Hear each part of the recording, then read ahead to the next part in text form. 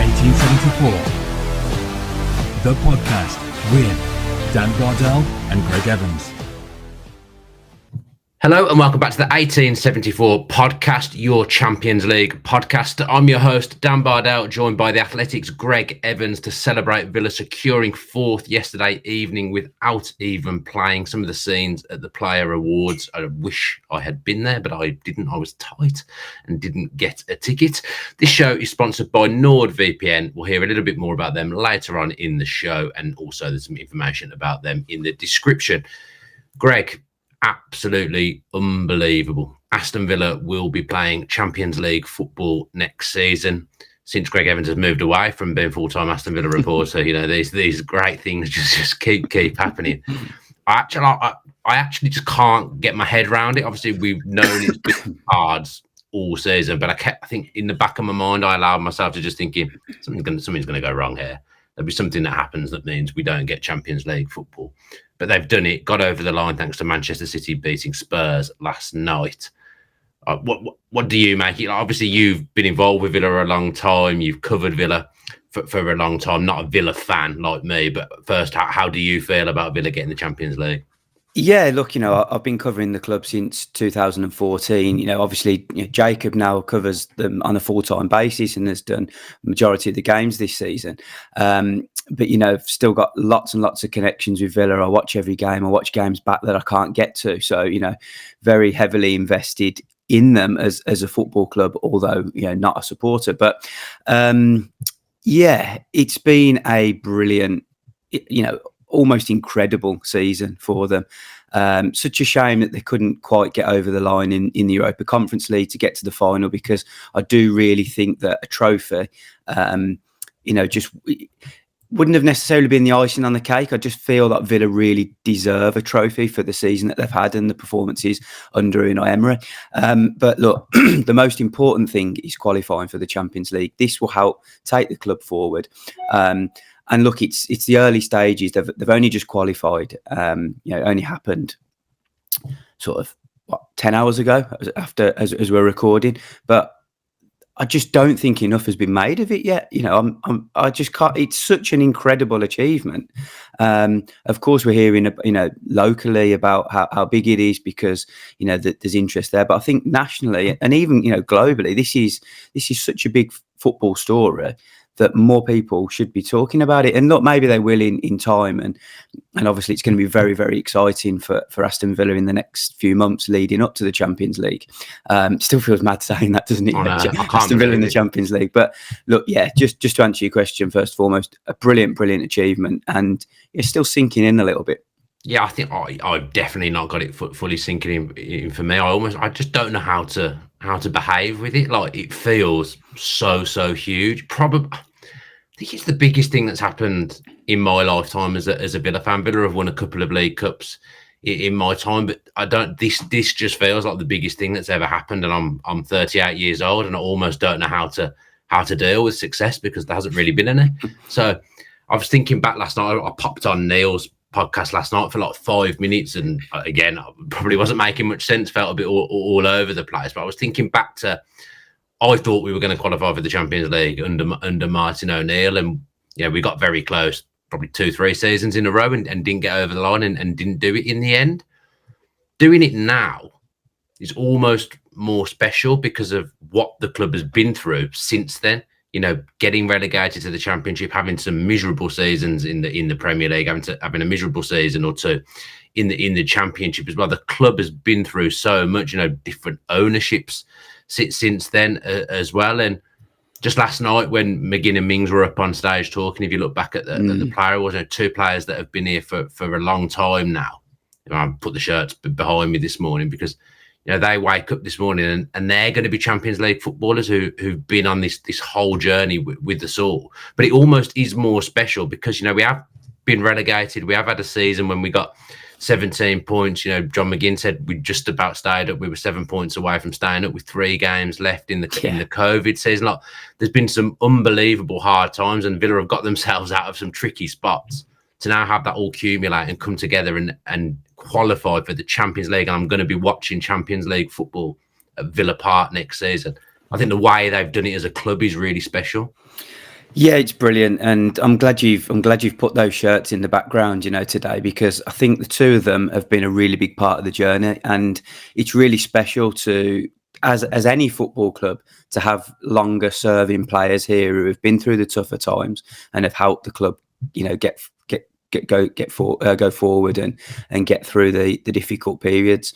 We've seen it with lots of clubs in the past, from clubs rising up through the leagues and into the Premier League. Someone like Leon Britton at Swansea, and there are lots of other examples of You've players. done well to pull that example at 8:30 in the morning, Greg. I was just trying to think off the top of my head who else can I mention. There are obviously players that have been through. I'm sure. I think Bournemouth had a couple, or certainly one that went through quite a few different promotions. Tommy Elphick was obviously one of them that was there as well for a little bit of the period. But yeah, look, it's great to have players that have played a real part in the journey, because they will remember what it was like walking into Villa. And look, I remember being at the unveiling press conference for Tyrone Mings, being at the unveiling press conference for John McGinn, and the two of them spoke about coming into a championship club, but a club that had big ambitions, a club that they didn't quite realise how big it was until they came into the club. And that's what you hear from a lot of players. Ahmed El Mohammadi, another one, was just somebody who said, I can't actually believe how big this club is, until you actually get in the door. And you just hear that so often. But to have those players help get Villa out of the Championship and now into the Champions League is amazing. And I put a little tweet out this morning just about Nassif Sawiris and Wes Edens, because without those two, none of this would have happened. And we talk about 5-year plans in football a lot, but yes, there's been a few bumps in the road and a few hairy moments, but I mean, is there a better example of a 5-year plan than what they've done over the last 5 years? It's unbelievable, really. No, and you say we couldn't have done it without the owners, which is 100% true. Sorry, the club was on its knees when those two took over, wasn't able to pay tax bills. Now they're going to be getting the big Champions League bucks coming into Villa Park. But one man who we undoubtedly couldn't have done this without is Unai Emery.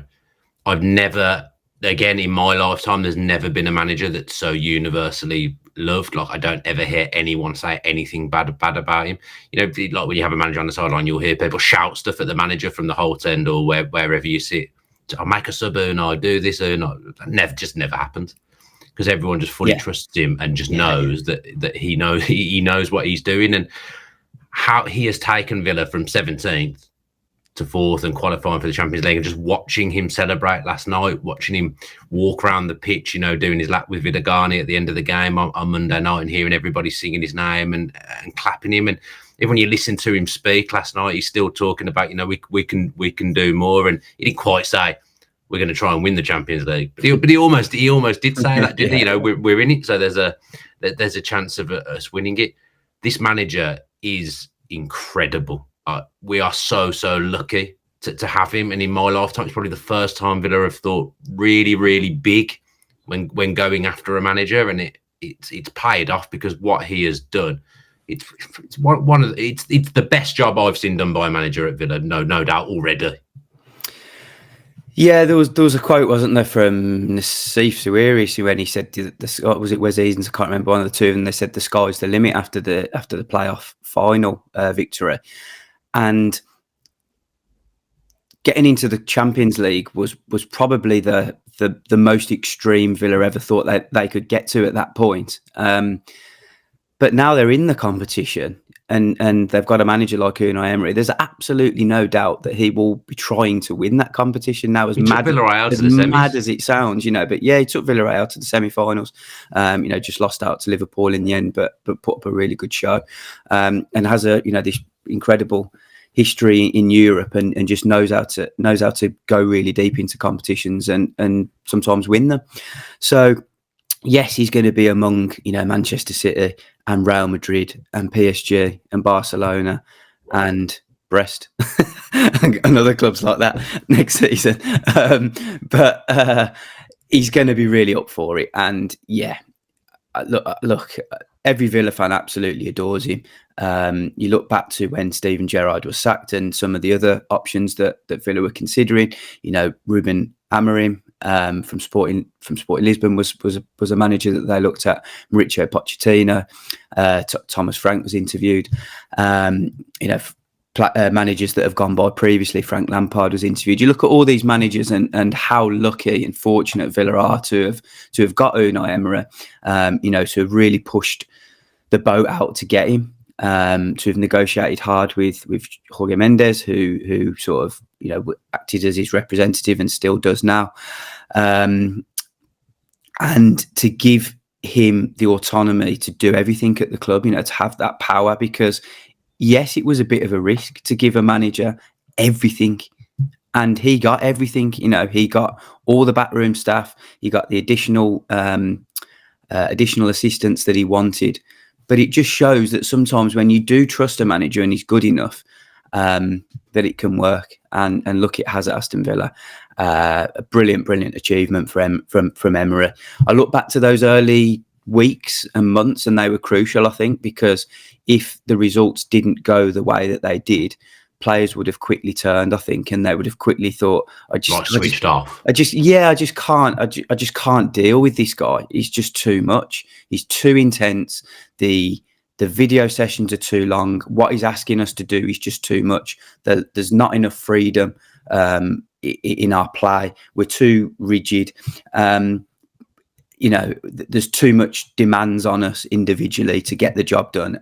But it also just proves that actually all the work that Villa had done previously in bringing in the right players was really important as well, because the players were good enough, that they're very, very good players. Look at Liam Bailey. I watched him in the game against Liverpool. The game against Liverpool, the 3-3 draw earlier this week, carrying an injury, picked up a little knock during the game as well. But I thought he was brilliant. The things that he does now, his decision making is incredible, and he had that already. He just needed the elite level coaching to bring it out of him. And I think the biggest compliment you can pay Emery is that he's improved almost every player at the club, hasn't he? Individually, they're all better, and collectively, they are too.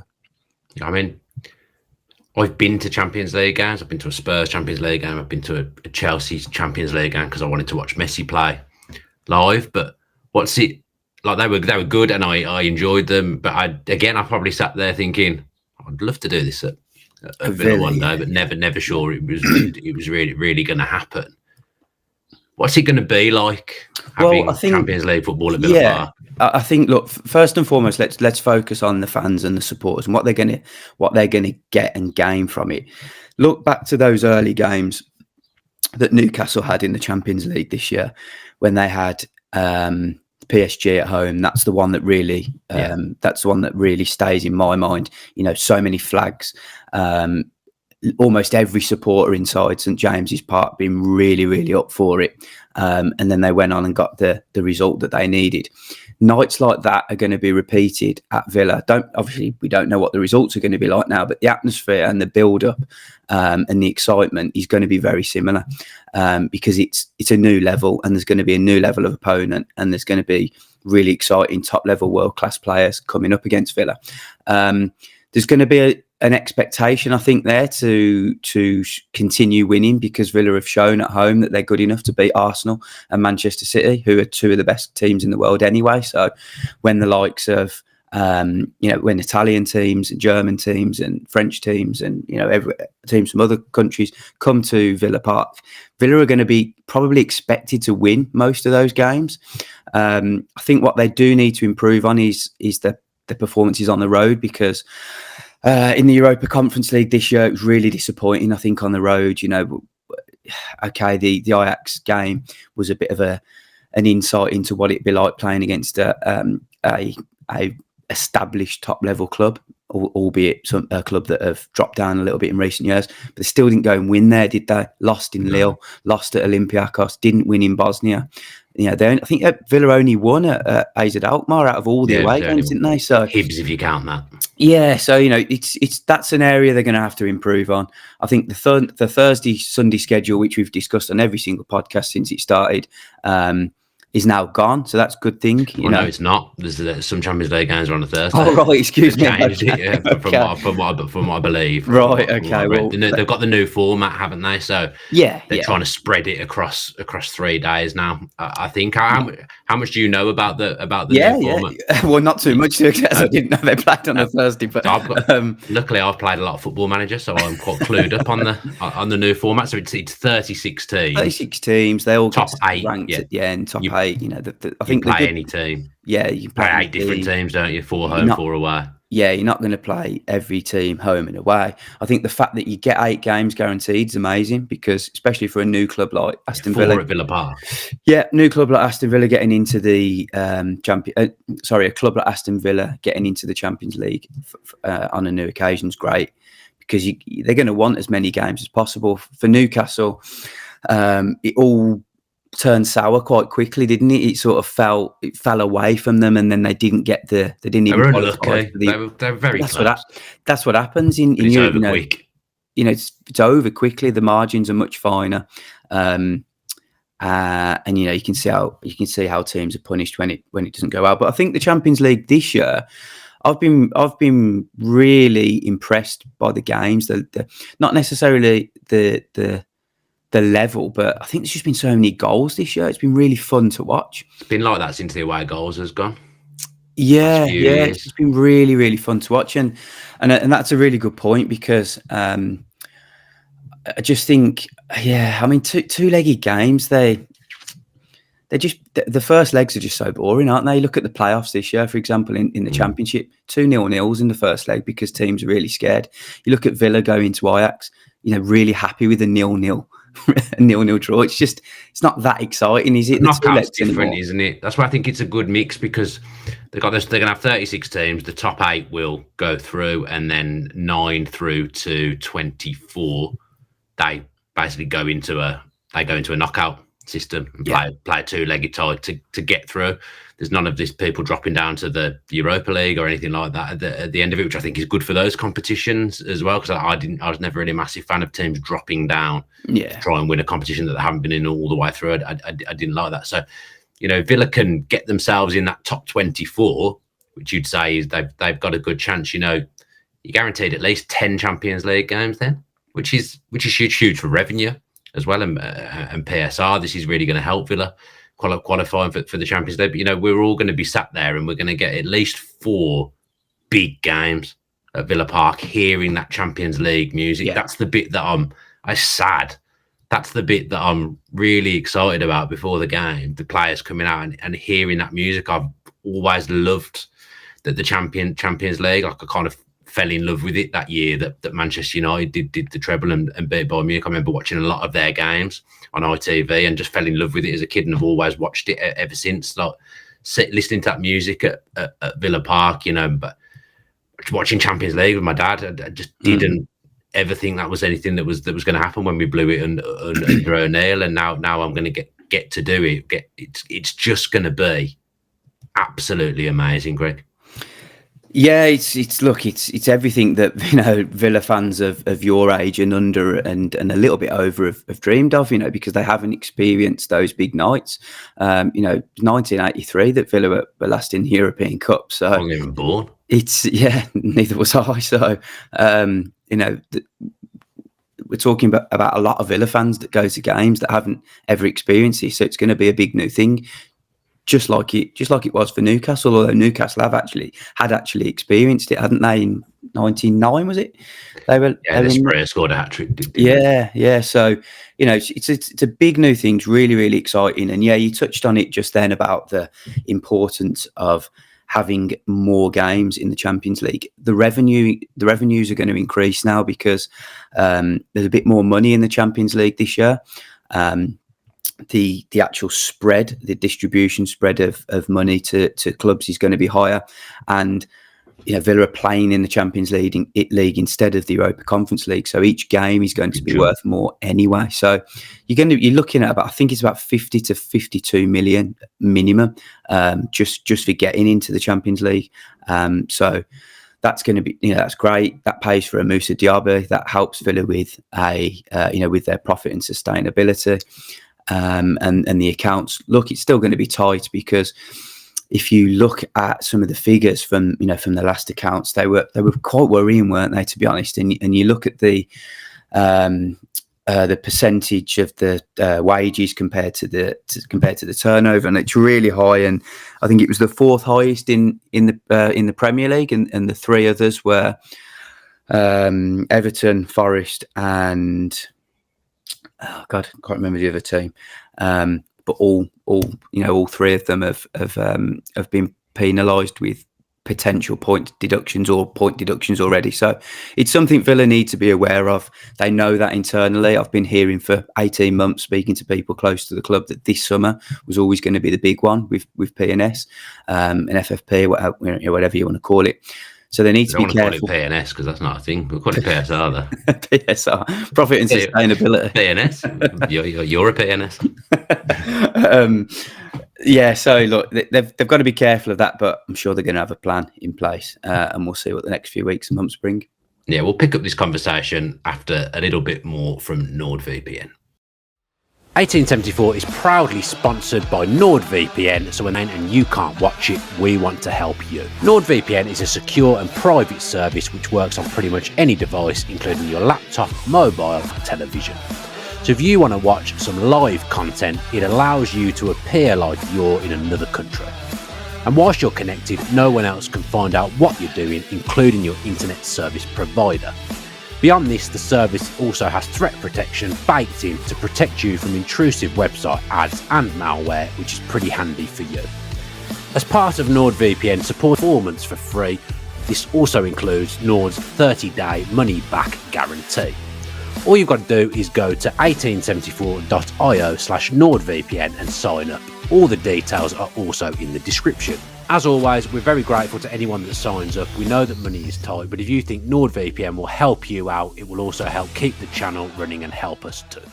So, Greg, I mean, we're going to do a couple of shows. We're going to continue going over the summer. Obviously, it's going to be a really exciting summer now. Euros, which I always love, the international tournaments, and then having a whole summer of thinking Villa are in the Champions League. We'll have transfers to talk about. We'll talk about what we think the club need to do heading into a Champions League season. We'll look at players that perhaps might leave and all that jazz. We'll do that on other podcasts through the summer. But there's no doubt that because of Emery's high standards and the way he's elevated the club, and like I say, we will do this in more detail, the club have kind of been playing catch up in other areas really the whole season, and I'm not sure in every area they've caught up. It's now tenfold. He's gone up even higher, hasn't it? It's just a little thing, and these are the kind of sad things that pop in my head in the middle of the night. But merchandising, for example, Villa supporters couldn't buy Conference League patches and Conference League numbers on their shirts until 2024, like February, March 2024. That's not good enough. That needs to be available from the start of the season. Fans are going to want things like shirts with the Champions League badges on. Yeah. The club have got to get on that now. They've got to get things like that done early, and that's the areas that Villa have always struggled in my lifetime, like getting the basics right off the pitch. But they're going to have to do that now as well, aren't they? That stuff like that is a big thing. Yeah, look, it's important because the on-field stuff has been a success now. There's been a lot of talk about some off-field issues at Villa. Season ticket prices increasing, things that the club are changing. The upgrades to the stadium, the badge, the sponsorships. We've heard a lot, haven't we, this year? So it's important that Villa try and get some of those things right now, and really listen to supporters or take on some advice and feedback from supporters. I do think it's important that the club sort of act independently, on the first and foremost, because look, you've got to trust the people that are in charge at Villa to get it done. And look, for where Nassif Sawiris and Wes Edens, we talk about them being incredible owners, but look, it was their direction to increase the season tickets. They wanted the prices to go up because they know that they need to increase revenue streams. So they're incredible, brilliant owners, and I'm sure you speak to a lot of supporters, and they don't want to be paying more for season tickets, but some can understand why they're going up. That's just one example. Villa have got to get it right off the pitch. I don't think they're on the. It's not exclusive to Aston Villa that there are off-field struggles, because most clubs in the Premier League, there are issues and things that supporters aren't happy with, but they've got it right on the pitch now, and that's the thing that most supporters care about, the results. Because if the results are crap, it doesn't matter how good the club are behind the scenes. We've seen that in previous years. We've seen when Villa are actually really, really good behind the scenes, but they can't get a result, and it's no good. So they need to find the right balance, and hopefully the guys in charge can do that. Yeah, like I say, we'll dissect this stuff in more detail through the summer, so that there's content that keeps coming through the summer. Completely forgotten what I was going to say. I had a great little thing lined up. Oh, I know it wasn't that great actually at all. I was going to say we should probably talk about the Liverpool game, because we delayed doing the podcast a few days because of the Liverpool game on Monday night, and we didn't know what was going to happen there. And then we thought, well, actually, Villa could qualify for the Champions League on Tuesday night, so there's no point doing it on Tuesday. So we saved it till Wednesday. But that Liverpool game, again, just a crazy night at Villa Park. It was almost a strange atmosphere at 3-1. Like, no one was getting on the players' back. There wasn't really any negativity where I was sitting in the Holte end at all. It was almost just like a resignation of these players are struggling here. We've got a lot of injuries. What can we do? Like, our hands are tied. There's not much the players can do here. There's not much Emery can do here. But Emery did manage to do something. Zaniolo came on and promptly went off injured again, and he threw on John Duran, and just kind of from nowhere, John Duran made it 3-3, Greg. Yeah, I haven't actually gone through previous results, so maybe this suggestion's a little bit lazy, but I don't think there's a team that's limped over the line to fourth place and into the Champions League as badly as either Villa or Tottenham would have done. Tottenham have lost Tottenham have lost 5 out of 6 games. If they'd have got in, then that would have been just unbelievably shocking from Villa's point of view, and would have felt like a real letdown. But Villa, I think, have won 1 in 7 in all competitions. So it's a bit strange, isn't it, that you're seeing 2 clubs in real bad form and both going for the 4th place in the Champions League, which is an elite level finish. But yeah, that Liverpool game was one of the strangest, craziest, most chaotic games I've seen for a long time. So many chances in the first half. Actually played quite well, all things considered. I thought they played really well, yeah, considering how tired and injury ravaged they were. I thought they played really well. Every time they attacked, Villa looked a threat. I thought they were more on it than Liverpool. I just didn't think Liverpool played very well in general. Yeah, they had a couple of chances, but the way, look at some of the goals. The goals were crazy. Emi Martinez, you never see him do that. No. That was a crazy goal. The second goal for Liverpool, that was, I don't know how close was it to not being offside. We've seen lots of those decisions go in Villa's favour this year, but that was another strange goal. John Duran's last goal was just very, very strange. We had Diego Carlos missing a chance that will probably go down as the worst miss in Premier League history. It's not worse than Ronnie Rosenthal. Ronnie Rosenthal had time. He had time to think about it. It's just as bad, though. It's equally as bad. It's not great. It's not great. I'd like to think I would. I'd like to think I would have scored that had I got the chance. But yeah, it was just a crazy, crazy game. And then you had Leon Bailey getting really frustrated when he scored, and when he set up Ollie Watkins and the goals ruled out. Just a really crazy, chaotic game. And Unai Emery talks about wanting control. There was literally no control in the game. It was mad. And it kind of had a feel for Liverpool like a bit of an end of an era, a bit like when Sir Alex Ferguson was coming towards the end of his time at Manchester United, and there were some crazy results. They drew 5-5 in the last game of the season. It felt a little bit like that for Liverpool. They wanted to go and be expansive and exciting, but at the same time, that left so many gaps defensively. And 3-3 was probably an accurate result for the amount of chances. I mean, we were kind of like, there was a lot of VAR, a lot of tight offsides. Villa just seemed to keep being on the wrong. They kept being on the wrong end of it, and this is when I truly lost it with VAR on Monday night. So we scored. Duran scored. Everyone goes wild in the Holte end. I just stood there because in my head, I obviously it wasn't, and he was nowhere near being. But I just thought this is going to have brushed his arm or something whilst he's running, and then if it has, it's going to be disallowed. So I didn't celebrate. I just thought there's something going to happen here, and it's going to get disallowed. I didn't allow myself to celebrate. So I didn't allow myself to celebrate Villa coming back from 3-1 down at home to Liverpool at Villa Park. So I didn't enjoy that moment because I was too worried in the back of my mind. Oh, because there's already been 3 or 4 VARs here. There's going to be another VAR. And then I was dragging, everyone around me was celebrating, and I was going, no, it's going to be handballs, it's going to be handballs. Yeah. So I've ruined them celebrating the moment as well good, by doing that. Football shouldn't be like that. Scoring a goal is the most pure and like best emotion, especially at a comeback like that you can have at a football match. And it was ruined. Yeah. And obviously it didn't get disallowed, but then the moment's gone, and I don't know. You don't celebrate the same. So VAR, it's just rubbish. Yeah, you know, I've been saying this for weeks and months. It feels like they're always trying to find a way to rule out the goal. They're changing it should be the opposite. It should be give the attackers the benefit of the doubt, I think, because a goal's the most important thing. Yeah, it's the most crucial thing, and it's very, very important to get it right. But it just feels like whenever a goal is scored, there's always how can we rule this out now? Which is crap, isn't it? It's just crap. Yeah. It's really, it happened, hadn't it? You know, and then the flag doesn't go up I think the flag didn't go up when Watkins scored.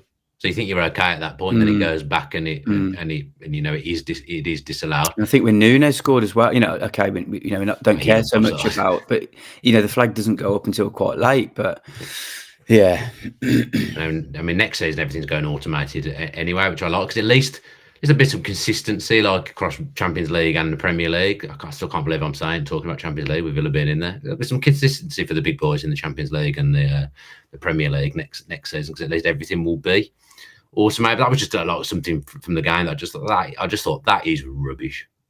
How bad. Yeah, and look, you know, that's an experience and a moment that you want to cherish and remember, because I remember it like a dickhead. Yeah, but you know, you want to remember it for the right reasons, don't you? And you know, you're talking on behalf of other supporters who probably would have reacted the same as well. And look, that goal put a lot more pressure on Tottenham, didn't it? Because the point was much more important. Yeah. And then you know, Tottenham had their moments in the game against Man City, but even when Son went through and didn't score, you know, 1-1 would have been still good enough for Villa anyway. So I wanted it to be 1-1 because I wanted the title race to be the way. I think it'd be set better, wouldn't it, if it was a draw? It almost now is just like, well, so you're going to win the league, aren't they? Yeah, and look, you know, I've got a little bit of sympathy for Arsenal because, like Liverpool, look up when they had their incredible season, you know, getting 90+ points and finishing second. Arsenal have been brilliant this season, really entertaining. I'm so impressed by them. Fun to watch. I mean, yeah, I'm just thinking back to when you ruled them out. Dan has been dreadful. That was years ago. Yeah, that was a long time 18 months ago, was it? No, it's more than that. We were doing the pod on the Athletic. We were doing the pod on the Athletic in COVID when I was saying that. That was a long time ago. Fair enough. But I mean, when you look back at it, Arsenal must hate Villa because the double. Villa doing the double over them has cost them a title. If they'd have won the home game, they've won the league. But that's their only defeat. Don't win the league. That's their only defeat in 2024 in the league. Yeah, and it's the second defeat at home all season. Yeah, so that just something about that with it being Emery and the fact the way he was treated there. So I'm glad that happened. A little bit of justice there. Yeah, it's ended up him coming to Villa, and you know they wouldn't swap their manager.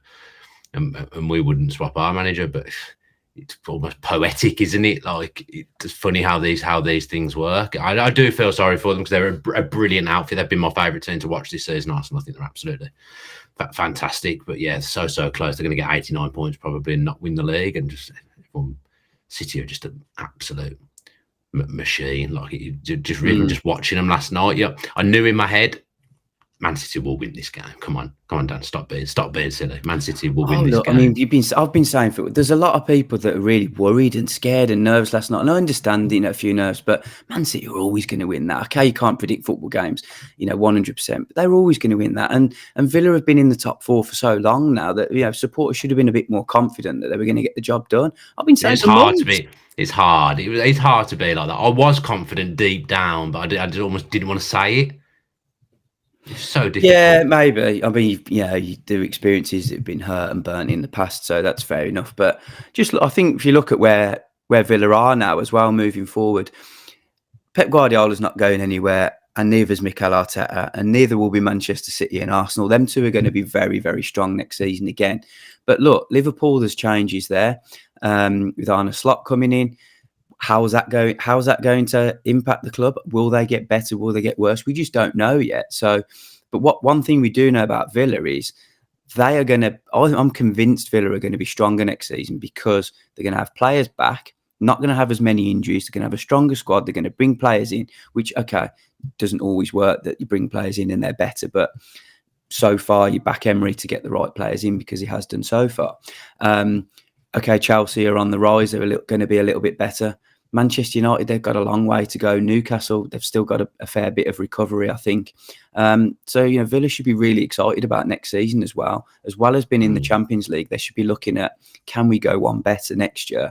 Can we take the title challenge, which in January was very, very realistic still? Okay, we always knew deep down that Villa were never gonna do it, but at that point in January, it was very realistic. Villa should be looking next season thinking, can we prolong that title challenge? Can we get to maybe what Liverpool did this season where it sort of fizzled out in March? That would still represent progress if Villa were to finish third next season. And I firmly believe they're in a position to kick on.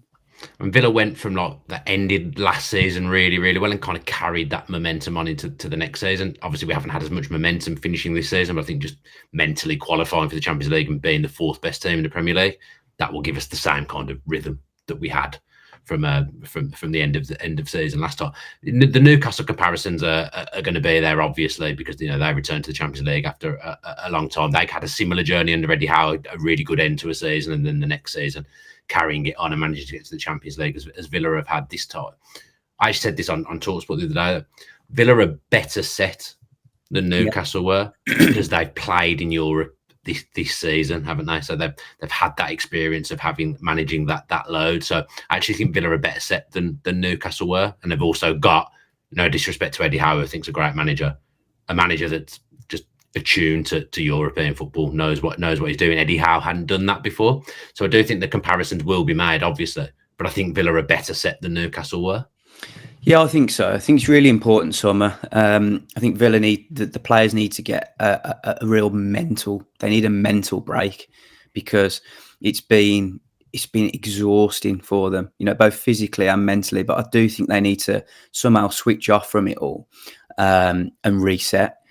And physically as well, I don't know. Obviously, I don't know too much about managing the loads and stuff. Maybe we can get somebody on over the summer to talk about that. I think that'd be good. I think that'd be good because look, Villa have had a lot of games this season. They've relied on a lot of players. Can those players go and do it again? You look at Liverpool just as an example. A couple of seasons ago when they were asked to do so much physically, and then it backfired the following season. That can also be hard as well. I think the comparisons with Newcastle are going to be there. They recruited really well, I think, over last summer. Got a little bit unlucky with Tonali. Nobody expected that to happen. But, they signed a player who was better than what they had previously, but lost him for the majority of the season. And were incredibly unlucky with injuries as well. Surely Villa can't get as unlucky with injuries next season. I do think the key, which I'm sorry if I'm repeating myself, I do think they can't do without Martinez, McGinn and Watkins. Those are the three really important players for me. And haven't really missed them this season, but I've missed a lot of others. So yeah, look, they're in a good position. I don't see there being too many problems, but you've got to make sure that complacency doesn't kick in. Yeah, you have to mention Tielemans coming back in. Villa are a better team when he's on the pitch. They are indeed. Better at playing through the lines. You wouldn't want that chance on a Monday to have felt to anyone else as well, because he's so accurate in those situations. He's got a foot like a laser beam. The way he just lasered that into the bottom. Quite a more difficult finish than he made it look. He's a really, really good player. I've always loved him from the moment he signed for Leicester. I love that type of footballer, and it's great that he's ended the season so well. We need to be in a position where there kind of isn't a best 11, and maybe Luiz is on the bench some weeks, Tielemans is on the bench some weeks, players come on and change games and whatnot. But yeah, we'll talk about what Villa are going to do in the summer in a future pod. Greg, I think that will do us today. That's it from 1874, your Champions League Aston Villa podcast. We'll be back next week after the Palace game. So obviously we'll dissect the Palace game. That's going to be a weird game now, isn't it?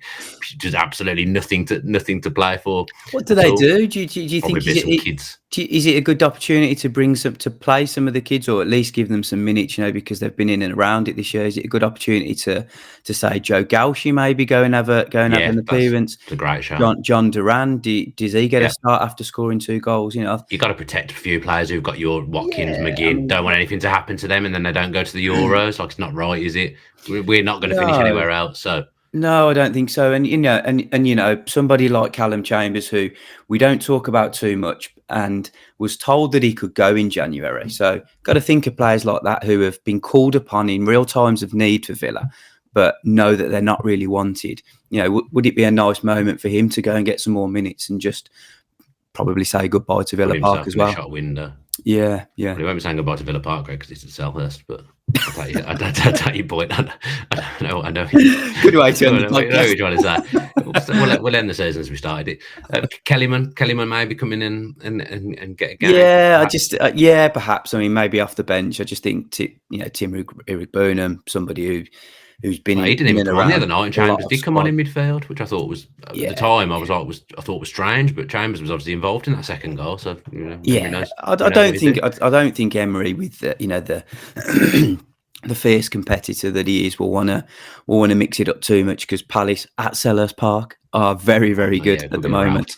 That forward line of Eze, Elise and Mateta are untouchable at the moment, aren't they? So Villa will want to go there and put on a decent performance, but I think it will be a day, hopefully, where some of the fringe players get a chance. I wouldn't mind either of those two in the summer, let me tell you.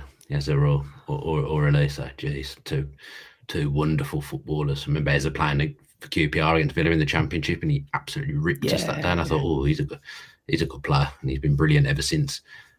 Been at Palace probably longer than I thought he would be, as well. I wouldn't mind either of them through the door at Champions League, Aston Villa next season. So we'll be back next week. There'll be the match preview with Dave Reid and myself. How we even go about previewing that game, I'm not really sure, but we'll have a go anyway. Thanks for tuning in to the pod wherever you're taking it in. If you're taking it in via video or audio, could you please do all the things that help us, like subscribe, like. Adam being silly, he's not been here the whole way through, and he's sending silly messages as I'm doing my outro. What is that fruit in the background, Greg? It looked like a bowl of tomatoes to me. No, that's oranges and kiwis. That's for my little boy. We chop them up. We squeeze the oranges so that you can have some nice orange juice, and then the kiwis are chopped up. Okay, lovely. All right, we'll do all those things. Bananas are usually my choice of fruit. My fruit of choice as well. I'm a fruit connoisseur, like you, Greg. Yeah, eat your fruit and your veg as well, Villa fans. Get yourself ready for next season. Keep yourself healthy as we build up to a Champions League campaign. Watch out for the preview coming later on in the week. And as